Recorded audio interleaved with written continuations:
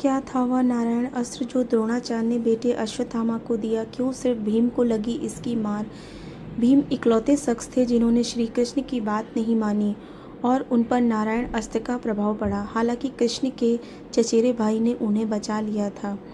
महाभारत के युद्ध में द्रौपदी के भाई और पांचाल नरेश द्रौपद के बेटे धृष्टद्युम्न का सामना द्रोणाचार्य से हुआ। द्रोणाचार्य 85 साल के हो चले थे, लेकिन उनके लिए धृष्टद्युम्न को हराना बाएं हाथ का खेल था। द्रोण शुरू से युद्ध में भारी पड़ने लगे। धृष्टद्युम्न को पछाड़ते देख भीम ने श्री कृष्ण के साथ मिलकर एक योजना बनाई। योजना के तहत भीम ने युद्ध क्षेत्र में दहाड़ते हुए ऐलान किया कि उन्होंने अश्वत्थामा का वध कर दिया है। असल में उन्होंने अश्वत्थामा नाम के एक हाथी का वध किया था। भीम की दहाड़ द्रोणाचार्य के कानों में पड़ी। उन्हें लगा कि भीम ने उनके बेटे अश्वत्थामा को मार डाला है। द्रोणाचार्य निढाल होकर बैठ गए। बेटे की मौत की खबर सुनकर उन पर जैसे वज्रपात हुआ। उन्होंने अपने धनुष,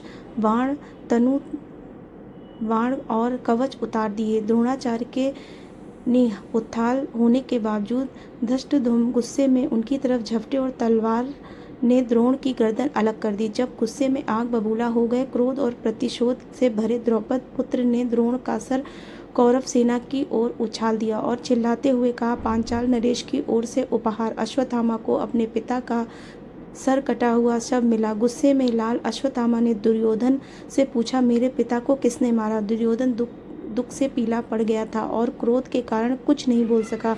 कुछ देर बाद कृपाचार्य और दुर्योधन ने अश्वत्थामा को बताया कि कैसे पांडवों ने उनकी मौत की अफवाह उड़ाकर द्रोणाचार्य का वध किया है। क्या था पिता का दिया नारायण शस्त्र? अश्वत्थामा ने उत्तर दिया, एक वीर व्यक्ति अपने पुत्र के कर्मों में जीवित रहता है। मैं अडग होकर लड़ूंगा। क्रोधित अश्वत्थामा ने अपने उस गुप्त नारायण शस्त्र का आह्वान करने का निर्णय किया जो उसके पिता ने उसे सौंपा था। जैसे ही उसने भयानक मंत्र का पाठ किया, आकाश में अंधेरा छा गया। अश्वत्थामा ने कहा, आप सभी गुप्त वस्तुएं अपनी चुप्पी तोड़ें और अपने स्वर के आतंक को बंधन मुक्त कर दें। पवित्र जल में हाथ धोने के बाद अश्वत्थामा ने उसे सोने के बाण को छोड़ा जो संसार पर विनाश लाने वाला था।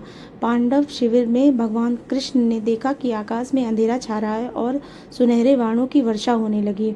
श्री कृष्ण को यह समझते देर नहीं लगी कि अपने पिता के साथ विश्वासघात और उनकी हत्या का बदला लेने के लिए अश्वत्थामा ने जो शस्त्र चलाया था वह नारायण शस्त्र है। कैसे श्री कृष्ण ने बचाई पांडवों की जान? कृष्ण और अर्जुन नर और नारायण के अवतार थे। सिर्फ वही दोनों उसकी मृत्यु की भयानक लालसा शांत कर सकते थे। श्री कृष्ण ने फौरन पांडवों और पांडवों सैनिकों को निर्देश दिया कि धरती पर लेट जाओ और नारायण शस्त्र से रक्षा की गुहार लगाओ, क्योंकि इस शस्त्र से अपने मन में भी नहीं लड़ सकते। मृत्यु के स्वामी के आगे समर्पण करो और वह तुम्हें छोड़ देगा। कृष्ण की बात सुनकर पांडव सैनिक धरती पर लेट गए, पर हमेशा की तरह जिद्दी भीम ने कृष्ण की बात मानने से इनकार कर दिया। भीम ने कहा कि शत्रु के शस्त्र के समक्ष झुकना कायरता होगी। नारायण शस्त्र की शक्ति केवल भीम पर गिरी। उनके स्वर्ण कवच में 1000 सूर्यों की चमक झलक रही थी।